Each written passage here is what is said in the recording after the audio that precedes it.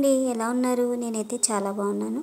Welcome back to my channel Suni's kitchen. Like చేయండి, share చేయండి, subscribe చేసుకోండి. ఇక మనకి నవరాత్రులు వస్తున్నాయి కదండి. రోజు ఏదో ఒక ప్రసాదం నైవేద్యంగా పెడతా ఉంటాం కదా. నేను ఈరోజైతే సేమియాతో పులిహోర చేసి నైవేద్యం పెట్టానండి. సేమియా నిమ్మకాయ పులిహోర ఎలా చేశానో చూపిస్తాను. మన ఛానల్ ఎవరైనా సబ్స్క్రైబ్ చేసుకోకపోతే సబ్స్క్రైబ్ చేసుకొని ఒక లైక్ చేయండి, అలాగే షేర్ చేయండి. నైవేద్యాల కోసం హడావిడి లేకుండా సింపుల్గా ఎలా చేశానో మీకు చూపిస్తాను. చక్కగా పొడి పొడిలాడుతూ ఎంతో చక్కగా వచ్చిందండి. ఎలా చేసుకోవాలో మీకు చూపిస్తాను రండి. ఫస్ట్ అయితే మనం ఎన్ని సేమియాలు తీసుకుంటున్నామో అది తీసుకోండి. నేను ఒక బౌల్ తీసుకున్నానండి. ఆ బౌల్ సేమియాని ఒక ఖాళీ బౌల్లోకి వేసేసుకుందాం. చూడండి, దీన్ని పొయ్యి మీద పెట్టేసేయాలి. 1-2 సార్లు మనం దీన్ని వాష్ చేసుకోవాలి సేమియాని. చూడండి, మీకు చూపిస్తున్నాను. ఈ సేమియా ఇలా వేసేసుకొని దీంట్లోకి కొంచెం వాటర్ వేసేసి కడిగేసి రెడీగా పెట్టేసుకోండి.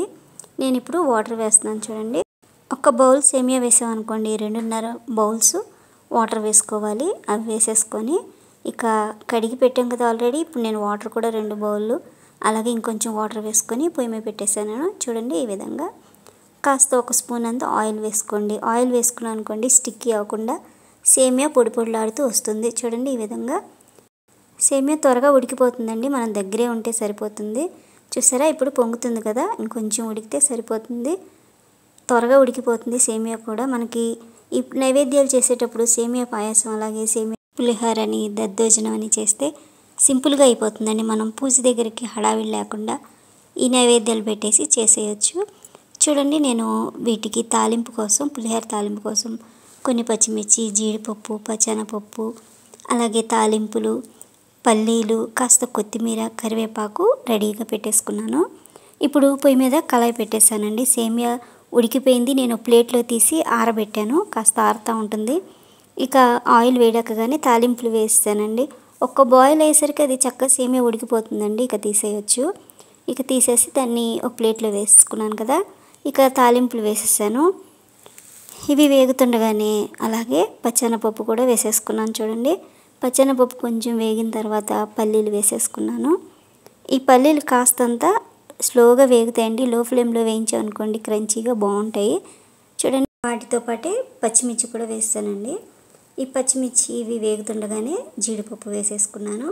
జీడిపప్పు కూడా వేసుకున్నాక లో ఫ్లేమ్లో వేయించుకోండి, బాగుంటాయి. ఇప్పుడు ఇవి వేగుతుండగానే ఎండుమిర్చి ఒక 2 ఎండుమిర్చి వేసుకున్నానండి. ఈ ఎండుమిర్చి కాస్త వేగుతుంది అనగా కొన్ని మిరియాలు వేసుకుందాం. చూడండి, కాసన్ని మిరియాలు దంచైనా వేసుకోవచ్చు, మిరియాల పలంగానైనా వేసుకోవచ్చు. నేను ఈ విధంగా వేసానండి. అలాగే ఒక స్పూను జీలకర్ర వేసుకుందాం. ఇక మెయిన్ మనకు కావాల్సింది మంచి ఫ్లేవర్ ఇచ్చేది కరివేపాకు అండి. అలాగే కరివేపాకు వేసేసుకున్నాను. దాంతోపాటు కాస్త పసుపు వేసేసుకోండి. కరివేపాకు కాస్త వేగిన తర్వాత ఇక పసుపు ఒక పావు స్పూన్ అంతా పసుపు వేసానండి. మనకి పులిహోరకి మంచి కలర్ఫుల్గా కనిపించేది పసుపే కదండి. పసుపు వేసుకున్నాను. మనం సేమియా ఉడికించేటప్పుడు కూడా పసుపు వేసుకోవచ్చు, కానీ ఆయిల్లో పసుపు వేగితే ఫ్లేవర్ చాలా బాగుంటుంది, స్మెల్ కూడా చాలా బాగుంటుందండి. చూడండి, ఈ విధంగా వేయించేసుకున్నాక కొంచెం ఇంగువ వేసుకోండి. ఇంగువ కూడా వేగనిద్దామండి. ఇంగువ కూడా వేగింది కదా. ఇంక ఇప్పుడు మనకి సేమియా కూడా చల్లారిపోయింది, ఆరిపోయింది. ఇక సేమియా వేసేసుకుందాం.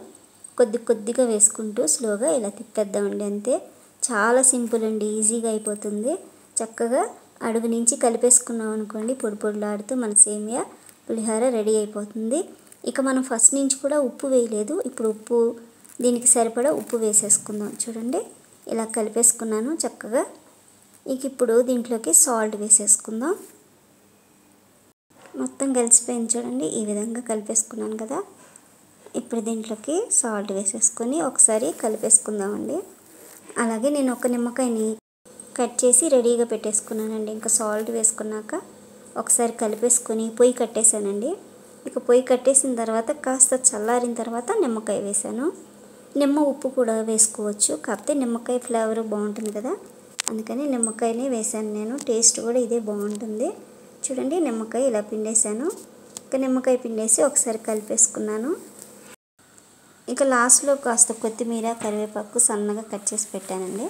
ఇక అది వేసేసుకొని ఒక్కసారి కలిపేసి సర్వ్ చేసేయడమే. చాలా సింపుల్గా అయిపోయింది కదండి. మీరు నైవేద్యానికి ఈ విధంగా చేసి పెట్టండి.